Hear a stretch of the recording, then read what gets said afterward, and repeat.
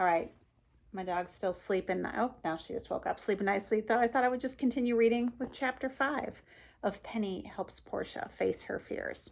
Here we go. Chapter 5. 2 days later, Elisa and Tex came over with a man named Mr. Tuttle.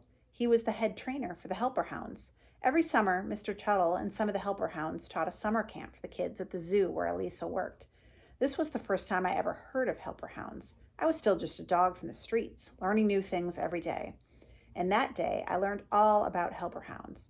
I also learned that as head trainer, Mr. Tuttle decided which dogs got to go to Helper Hounds University, and then which dogs got to graduate and become actual Helper Hounds. I could tell from from Miguel's jittery hands and jittery laugh that Mr. Tuttle was important. Good news.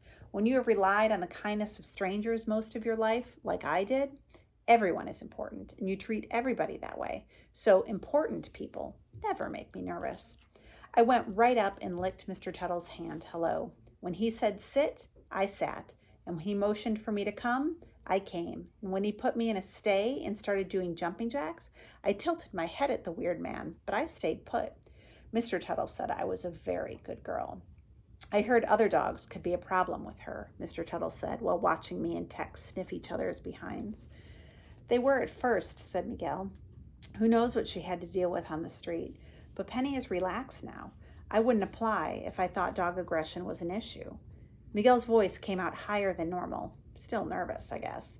She does seem fine with Tex, Mr. Tuttle said. Elisa, what do you think? While Lisa talked about my finer points, about how calm I was around people and how relaxed kids were around me, I decided to give myself a bit of a bath. I sat and stretched my back leg high in the air. That's the best way to freshen the leg pits.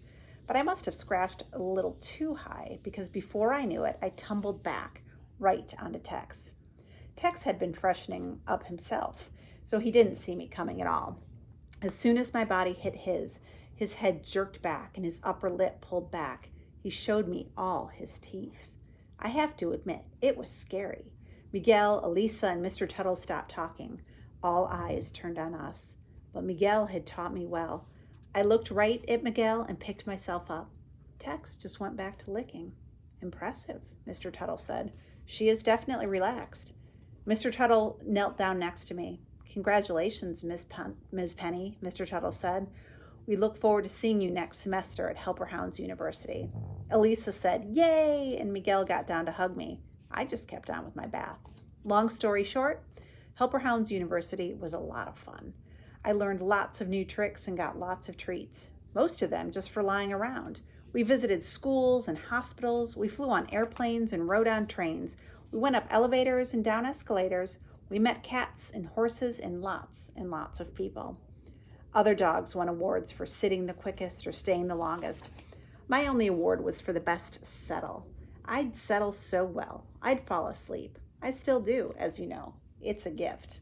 Anyway, I graduated at the end of the semester and got my red vest, my red leash, and my ID card. From street dog to helper hound in less than a year. What a life. But now, let's get back to Portia. Okay, we will continue on with chapter 6, probably tomorrow. We'll try and get that to you. She's just going to keep right on napping, but you can kind of see where I got that inspiration for a very sleepy penny-colored pit bull. All right, have a good day, everybody.